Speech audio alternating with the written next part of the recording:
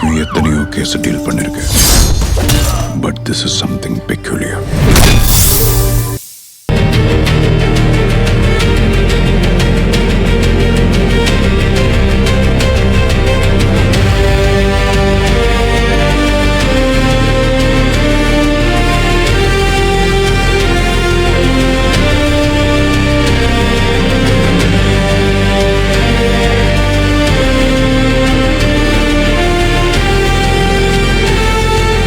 என்ன வக்கீல் சார், எல்லாம் சரியா இருக்குதா? நிறைய குழப்பம் இருக்கு மேடம். என்ன குழப்பம் சார்? நீங்க உங்க பேரனுக்கு எழுதி கொடுத்ததா அவரு பதிவு பண்ணியிருக்காரு. உங்க டாக்குமெண்ட்ல பார்த்தா அந்த சொத்து உங்க கண்ட்ரோல்ல இருக்க மாதிரி இருக்கு. இது மாதிரி நிறைய குழப்பங்கள் இருக்கு.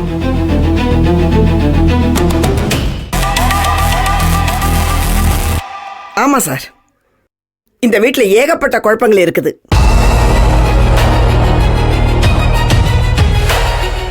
இவ்வளவு குழப்பத்துக்கு நடுவில் நீங்க எப்படி விசாரிக்காம வீட்டு பெண்கள்லாம் அரெஸ்ட் பண்ண வந்தீங்க?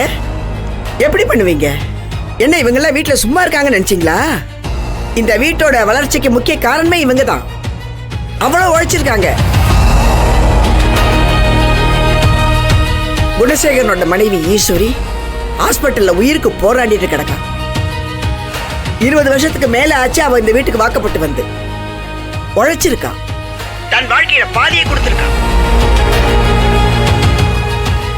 அதே மாதிரிதான் ஒவ்வொரு மருமகளும். எல்லாருக்கும் இந்த வீட்டுல உரிமை இருக்கு சார். அப்படி பார்த்தா மனைவிகளுக்கு சட்டப்படி சம உரிமை இருக்கு சார். வீட்டுல பொம்பளைங்க சரியா உழைக்காம பொறுப்பை பாத்துக்காம இருந்தா வெளியே போய் ஆம்பளைங்க ஒத்த ரூபாய் காசு சம்பாதிக்க முடியுமா? யோசிச்சு பாருங்க சார். ஒரு நாள் வீட்டுல பொம்பளைங்க இல்லாம இருந்து பாருங்க, அப்ப தெரியும். உங்களுக்கு தெரியுமா வக்கீல் சார், எழுதி கொடுத்த சொத்தையே திரும்பி வாங்குற உரிமை சட்டத்துல இருக்கு தெரியுமா? தெரிஞ்சிருக்கும், அட்வொகேட் ஆச்சே. இதெல்லாம் தெரியாம எப்படிங்க இந்த கேஸ நீங்க கையில் எடுத்தீங்க? குணசேகரம் தேடப்படுற ஒரு குற்றவாளி. அவன் ஆன்லைன்ல கம்ப்ளைண்ட் கொடுத்திருக்கான். அதை நீங்க விசாரிக்காம அப்படியே வந்துடுவீங்களா அரெஸ்ட் பண்றதுக்கு? எல்லாத்தையும் தெரிஞ்சுக்கிட்டு தான் நான் இங்க வந்து உட்கார்ந்துருக்கேன். நான் கொஞ்ச நேரம் லேட்டா வந்தா என்னங்க ஆயிருக்கும்? இந்த பொண்ணுங்களை எல்லாம் கழுத்தை பிடிச்சி வெளியே தள்ளி நடு ரோட்ல கொண்டு போய் நிறுத்திருப்பீங்க. யார் சார் இந்த உரிமையை உங்களுக்கு கொடுத்தது? உங்க மேலே நான் கம்ப்ளைண்ட் பண்ணலாம் தெரியுமா? இல்ல மேடம், அவர் கம்ப்ளைண்ட் கொடுத்திருந்தாரு. அட்வொகேட்டும் ப்ராசஸ் பண்ணாரு மேடம். அதனால தான் மேடம் விசாரிக்க வந்தோம். எது விசாரிக்க வந்தீங்களா? கோர்ட் ஆர்டர் இருக்கா? சரி, அப்படியே விசாரிக்க வந்தாலும் விசாரிச்சுட்டு தானே போகணும். நான் மட்டும் பண்ணல, அவங்கள கழுத்து பிடிச்சி வெளியே தள்ளியிருப்பீங்களே. இதை சாதாரணமாக விட முடியாது சார். நான் உங்களுக்கு எதிராக ஆக்ஷன் எடுப்பேன். சாரி மேடம், கொஞ்சம் கன்ஃபியூஸ் ஆயிடுச்சு மேடம்.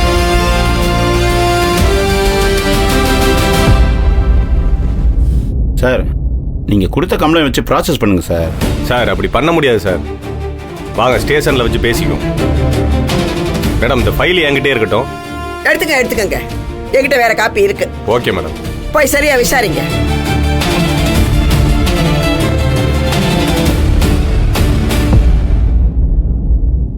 இத பாருங்க, இந்த வீட்டுல உங்க எல்லாருக்குமே எல்லா உரிமையும் இருக்குது.